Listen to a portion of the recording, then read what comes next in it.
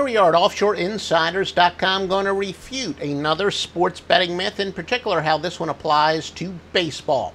Offshoreinsiders.com, the home for #1 sports handicapper in the world, Joe Duffy. Offshoreinsiders.com. Now, about these home-away Major League Baseball splits. Squares will tell you, look, if a team is substantially better at home than they are on the road, they'll say, man, I just can't bet on that team on the road, or, you know, I'll bet on them, but I'll only bet on them at home. But does that hold up factually? We're about facts, not agendas, not about assumptions. If a team's away winning percentage is at least 400 points less than their home winning percentage, here's what happened.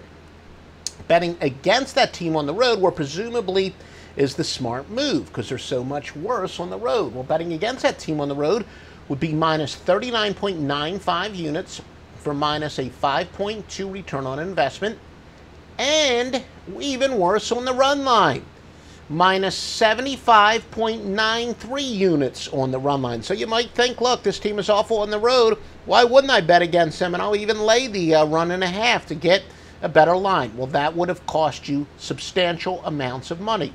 But if you decide to bet on this awful road team when they're playing on the road, you would be plus 11.39 units based on 1 unit per bet, 1.8 return on investment on the money line. That's modest, but still refutes the myth, and an even better plus 51.76 units on the run line for plus 7.9 return on investment. So home road splits are definitely more than nullified by regression to the mean. That team is extremely undervalued on the road. The odds makers are yet again one step ahead of you. Just the facts, just the facts. Now, should we bet on such team at home? Well, let's look at it. That same team we just talked about. A team that's home winning percentage is at least 400 points higher at home than on the road. Betting on that team at home would be minus 45.13 units on the money line, minus 5.4 ROI. Betting against that team would be a modest, a half decent, plus 13.65 units. And you would lose on the run line betting for or against, but of course you would lose even more money betting on that great home team at home.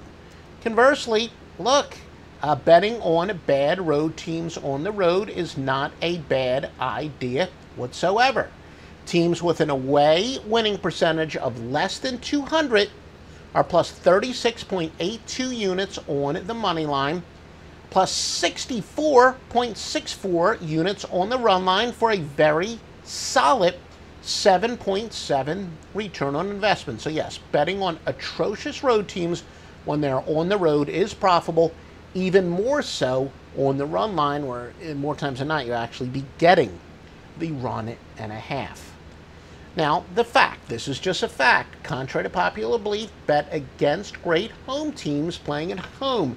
Forget about any home-road dichotomy, just teams with their great home winning percentage. If you bet on the road team, when the home team has a home winning percentage of at least 750, that is plus 97.7 units, plus 7.3 return on investment. Even better when that home team has some momentum. When that home team is off of a win, they're an even better go against them. Maybe if they're off of a loss, they're going to be more focused, more likely to take out their frustrations on the road team. But no, actually that's not true. Even if you bet on them off of a loss, you just turn a slight profit and a smaller ROI. But they're much better when the superior home team is off of a win, betting against that team. Betting against such team when the team we're betting against is playing at home is a very good play, whether or not that home team is off of a win or a loss, but even better